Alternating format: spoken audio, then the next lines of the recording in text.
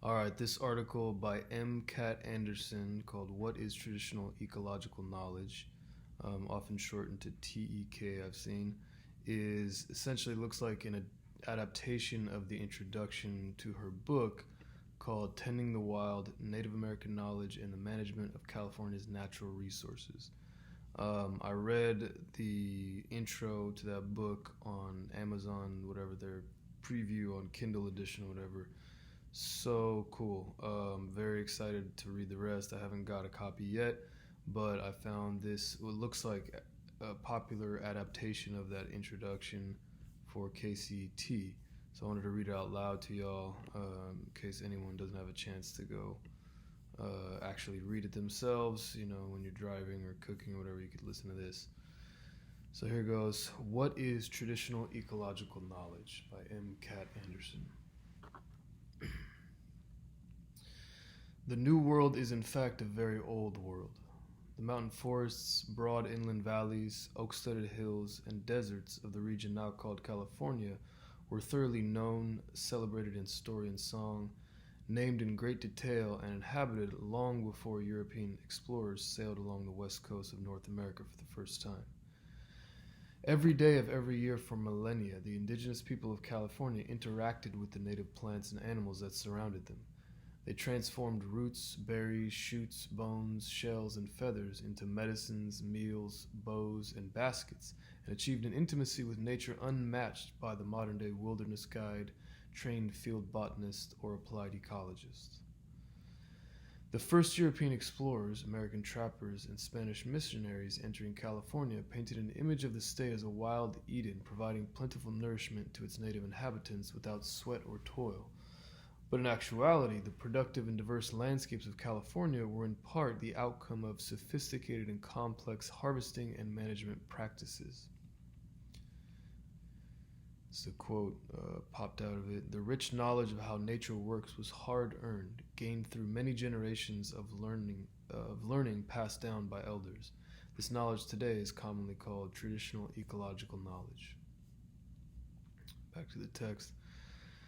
California Indians protected and tended favored plant species and habitats, harvested plant and animal products at carefully worked out frequencies and intensities, and practiced an array of horticultural techniques. Through coppicing, pruning, harrowing, sowing, weeding, burning, digging, thinning, and selective harvesting, they encouraged desired characteristics of individual plants, increased populations of useful plants, and altered the structures and compositions of plant communities. Regular burning of many types of vegetation across the state created better habitat for game, eliminated brush, minimized the potential for catastrophic fires, and encouraged a diversity of food crops. These harvest and management practices on the whole allowed for sustainable harvests of plants over centuries and possibly thousands of years. In other words, California Indians were able to harvest foods and basketry and construction materials to harvest the foods and basketry and construction materials they needed each year while conserving and sometimes increasing the plant populations from which they came. During the course of their long history in California, Indians so exhaustively explored the plant kingdom for its uses and so thoroughly tested nature's responses to human harvesting and tending that they discovered how to use nature in a way that provided them with a relatively secure existence while allowing for the maximum diversity of other species. The term hunter-gatherer and forager, inaccurate anthropological labels assigned to most California Indian groups, connote a hand-to-mouth existence. They imply that California Indians dug tubers, plucked berries, and foraged for greens in a random fashion, never staying in any one place long enough to leave lasting human imprints. But the indigenous people of California had a profound influence on many diverse landscapes, in particular the coastal prairies, valley grasslands, and oak savannas, three of the most biologically rich plant communities in California.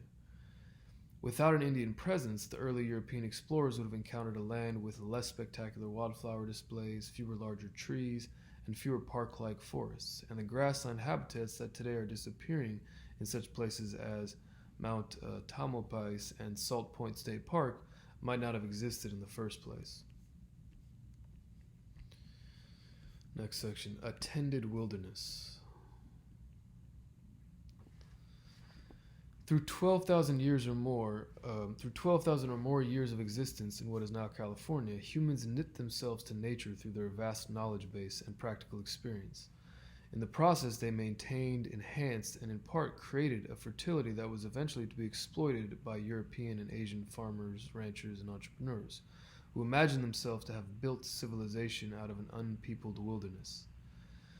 The concept of California as unspoiled, raw, uninhabited nature, as, quote, wilderness, erased the indigenous cultures and their history from the land and dispossessed them of their enduring legacy of tremendous biological wealth. As the environmental historian William Cronin notes, the removal of Indians to create an uninhabited wilderness, uninhabited as never before in the human history of the place, reminds us just how constructed the American wilderness really is. John Muir, celebrated environmentalist and founder of the Sierra Club, was an early proponent of the view that the California landscape was a pristine wilderness before the arrival of Europeans. Staring in awe at the lengthy vistas of his beloved Yosemite Valley, or the extensive beds of golden and purple flowers in the Central Valley, Muir was eyeing what were really the fertile seed, bulb, and greens gathering grounds of the Miwok and Yokuts Indians, kept open and productive by centuries of carefully planned indigenous burning, harvesting, and seed scattering. Of course, there were some places that had little or no intervention from native peoples, and these would qualify as true wilderness under the modern definition. The subalpine forests, the drier desert regions of Southern California, the lower salt marsh areas, the beach and dune communities, and the alkali flats and serpentine balds with widely spaced plants do not burn readily, nor do they support large numbers of economically useful plants. In addition, there were areas that were off limits to burning because their favored plants were not fire tolerant, or the terrain was too rugged, or for other reasons. In general, however, most of the plant communities in California were influenced in varying degree by Indian management. California Indians did not distinguish between managed land and wild land as we do today. The word for wilderness is absent from many tribal vocabularies, as is the word for civilization.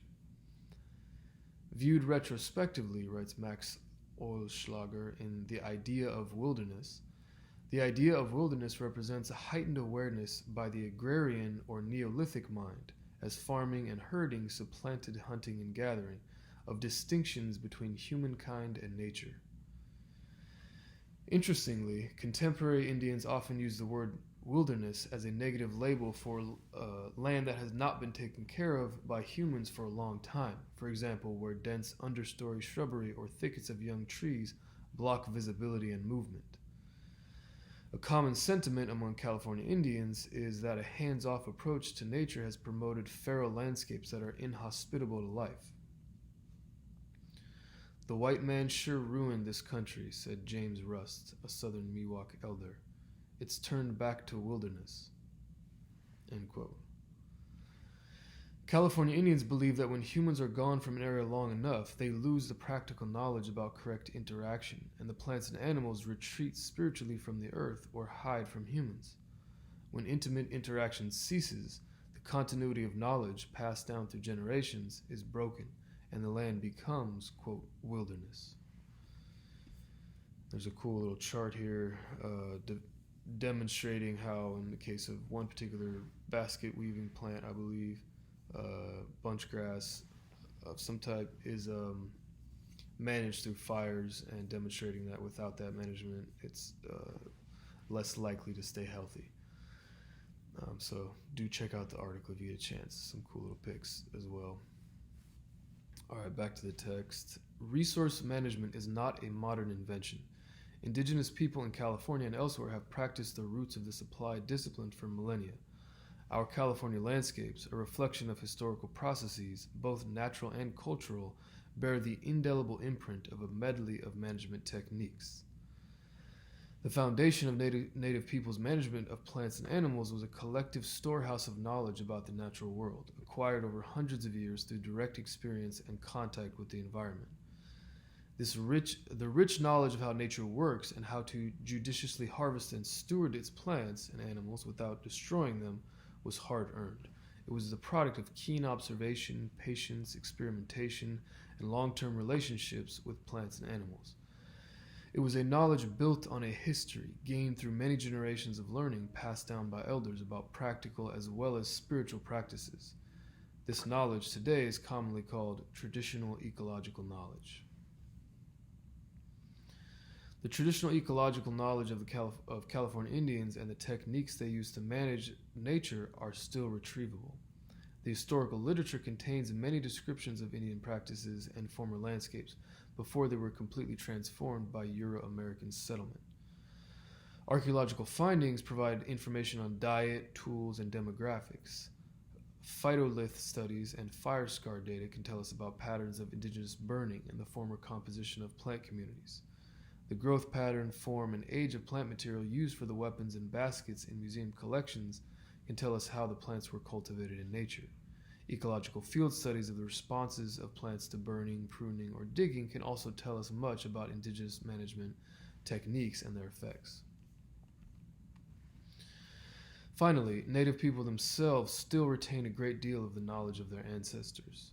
Even today, Bodega Miwok Dry Creek Pomo women gather the edible pepper nuts, Umbellularia californica, I think it's called California bay laurel as well, or pepperwood, along stream banks. Yokuts men dig yerba mansa, Anemopsis californica, dig yerba mansa tubers for medicine in wind-rifled valley grasslands. Cahuilla women pluck long golden flowering stalks from deer grass, Muhlenberger Reigens, tufts along with desert washes, from deergrass tufts along desert washes for their baskets. Interviews of these people, especially the elders whose grandparents lived before the gold rush, yield valuable and rich information about how and when areas were burned, which plants were eaten and used for basketry, and how these plants were managed. Indigenous land management practices were largely successful in promoting habitat heterogeneity, increasing biodiversity, and maintaining certain vegetation types that would otherwise have undergone successional change. In many cases, native harvesting and management strategies were likely attuned to the reproductive biology of specific native plants and grounded in sound ecological principles. And there's a chart of how to reap soaproot, or how to harvest soaproot, such that you still have more. So harvesting wild plants and foraging in a way that you reseed what you're harvesting, and you can even get more than you took, or more than existed before you harvested. Back to the text, it is reasonable to assume that the peoples migrating into what is now California more than 10,000 years ago undoubtedly experienced a learning curve, apprising the limits to resource use and then adjusting their harvesting and management from the lessons learned. At times, the result was landscape degradation and species reductions or extinctions, but over the long term, valuable lessons were learned about how to steward nature for future generations. In general, accounts of the impact of native peoples on the land have been skewed in two almost contradictory ways. In some cases, these impacts are simply assumed to be negative. The possibility of beneficial influences, such as enhancing the numbers and diversity of species, is seldom considered. Then there is the old view that the population levels of Indians in California were so low and their technology so advanced that they had little or no impact on wild nature. Another version of this stance is the idea of the conservation-minded Indian put forth by some environmentalists. This view fosters a one-sided image of the California Indian as an ecological eunuch whose minimalist interventions on the environment serve to guard nature's virgin treasures without despoiling or changing them. J. Donald Hughes expresses such a view in quote, American Indian Ecology. Quote, an Indian took pride not in making a mark on the land, but in leaving as few marks as possible, in walking through the forest without breaking branches, in building a fire that made as little smoke as possible, in killing one deer without disturbing the others, end quote. The shallow image of the conservation-minded Indian who hardly uses, let alone influences nature and feels guilty about breaking a branch is perhaps based on a romantic notion stemming from the Euro-American longings to have those same tendencies, rather than on a serious research into indigenous lifeways. California Indians have never advocated leaving nature alone. Learning about the ways in which indigenous people of California appropriated plants and animals for cultural uses while allowing them to flourish can help us to change the ways in which we interact with nature today. Following an indigenous example, we can move beyond knowing and celebrating nature only through the view of the camera lens, the end of a tape measure, or the stroke of a paintbrush on a canvas. We can begin to see the possibility of becoming part of localized food webs once again, being full participants in nature, and restoring and re-inhabiting damaged lands. So that's it of the introduction. As I said, you'll definitely want to check this out for yourself if you can. I'm going to aim to get a copy of this book and share more from it for you if I can. Get a copy yourself, please. Support this sort of knowledge getting out here to the world. What struck me about this, and why I was kind of like, while reading it for the first time, going, oh my God, yeah. Was really, just to reiterate, I mean, what's being said here, that the idea that one, native presence wasn't negligible or tiny, and two, that in the intelligent use of technology that's available to all of us, digging, foraging, and burning, they created ecosystems that created, not in addition to products for them to use, created a sustainable and lasting ecology for all the other species, for the plants involved, for the animals involved. So yeah, the idea that humans essentially are bad for nature inherently is kind of something that's baked into a lot of our unconscious. And even if I know that intellectually that's wrong, we could be great stewards of nature, or we could be terrible exploiters of nature, and anything in between and beyond those extremes. Even if I know that intellectually, to hear these kind of humanizing stories, to hear the real human stories of the landscapes that I love to go see, say up in Yosemite, and to recognize some of the issues and some of the kind of inherent patronizing bias that exists in conservationist discourse, really helps me to get away from just this, we need to return to a pure natural state, as if that's possible, and focus a little bit more on like, how do we learn from, because we can't go back, we can't, we're not working with the same palette that they were working with, but for the most part their techniques are still relevant if we want similar results. And from everything I've heard, the anthropological and historical evidence shows that California natives manage this land very well, much better, much more sustainably than anything we've seen since. So yeah, I'm just really excited about this idea that humans on a large scale, using fairly low energy input technologies and fairly democratizable technologies like basic tools and fire, could do such a beautiful piece of or work of land management. That gives me hope. We don't need to depend on fancy geoengineering schemes necessarily, or we don't only need to depend on those. We need to actually take a harder look into the past and into what was dismissed as primitive or something like that, or was kind of miscategorized as hunter-gatherer. That was another interesting piece of this. So I'll talk more about my thoughts on this and maybe put a finer point on my thoughts in the intro to this week's readings. But I'm just was really stoked about this article. Wanted to get it out here and share it. Hope y'all enjoy it too, and hope you get a chance to pick up her book. Thank you, M. Cat Anderson, for writing it. Thank you to everyone who shared their knowledge with her and gave interviews and provided the information that she's putting out, because it's really cool, and I think it's what we need here, not just in Cali but globally. So yeah, check it out.